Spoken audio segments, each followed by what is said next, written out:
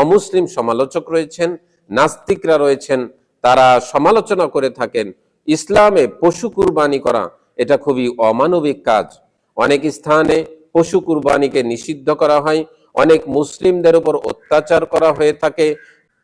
আসসালামু আলাইকুম ওয়া রাহমাতুল্লাহি ওয়া বারাকাতুহু। আলহামদুলিল্লাহি রাব্বিল আলামিন, ওয়াসসালাতু ওয়াসসালামু আলা সাইয়্যিদিনা মুহাম্মদ ওয়া আলা আলিহি ওয়া আসহাবিহি আজমাইন। প্রশংসা আল্লাহ সুবহানাহু ওয়া তাআলার জন্য, শান্তি অবতীর্ণ হোক জনাবে মুহাম্মদুর রাসূলুল্লাহ সাল্লাল্লাহু আলাইহি ওয়াসাল্লামের প্রতি।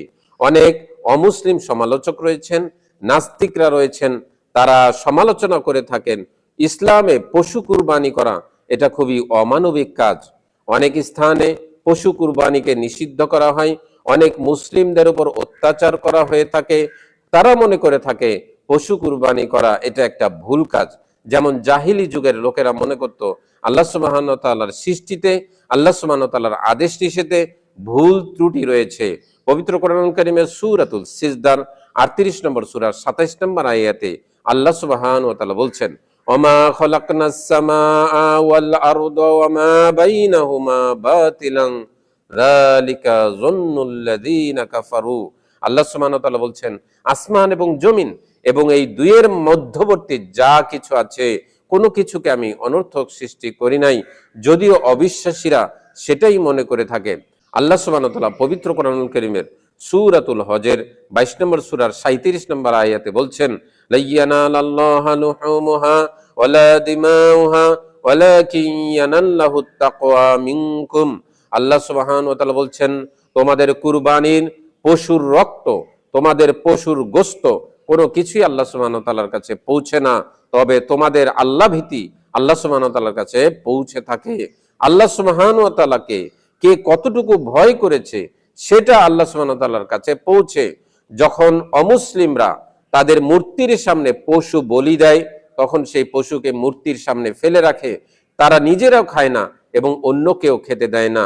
আর মুসলিমরা যখন পশু কুরবানি করে তখন নিজেরা খায়, আত্মীয়দেরকে দেয় এবং গরিব মিসকিনদেরকে দেয়। এতে মানুষের উপকার হচ্ছে। আপনি বলতে পারেন পশুগুলোর তো কষ্ট হচ্ছে।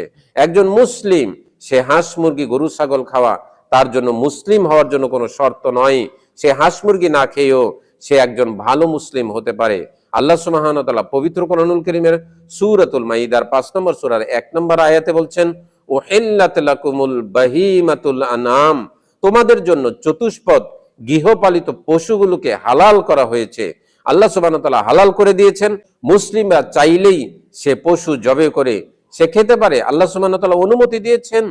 আপনি যদি দাঁত পরীক্ষা করেন, গরু ছাগলের দাঁত হচ্ছে সমান, সে সবজি খেতে পারে, গোশত খেতে পারে না। তার পাকস্থলী হচ্ছে এমন, সবজি হজম করতে পারে, গোশত হজম করতে পারে না।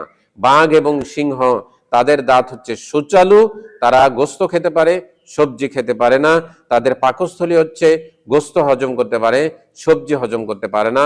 মানুষের দাঁতগুলো হচ্ছে এমন, সবজিও খেতে পারে, গোশতও খেতে পারে। তাদের পাকস্থলী হচ্ছে এমন, গোশত হজম করতে পারে, সবজিও হজম করতে পারে। আপনি মনে করছেন পশুগুলোর কষ্ট হবে তাই আপনি সবজি খাচ্ছেন, কিন্তু সবজিগুলোরও তো জীবন আছে, তারাও ব্যথা অনুভব করে, তাদের হাসি কান্না রয়েছে। আপনি দেখতে পান না তাই আপনি তাদেরকে খেয়ে ফেলবেন আর আপনি বলবেন পশুগুলোর কষ্ট হবে। আল্লাহ সুবহানাহু ওয়া তাআলা মুসলিমদেরকে পশু জবে করার অনুমতি দিয়েছেন, পাশাপাশি শিক্ষা দিয়েছেন একটা পশুকে যেন কষ্ট না দেওয়া হয়, যেন একটি ধারালো ছুরি দিয়ে তাকে জবে করা হয়, যেন তাড়াতাড়ি করে জবে হয়ে যায়। একটা পশু যেন না খেয়ে না থাকে, না খেয়ে যেন মারা না যায়। একটা পশুকে যেন অনর্থক প্রহার না করা হয়, কষ্ট না দেওয়া হয়। মানবিকতা, পশুর প্রতি ভালোবাসা দেখাতে ইসলাম শিক্ষা দিয়েছে।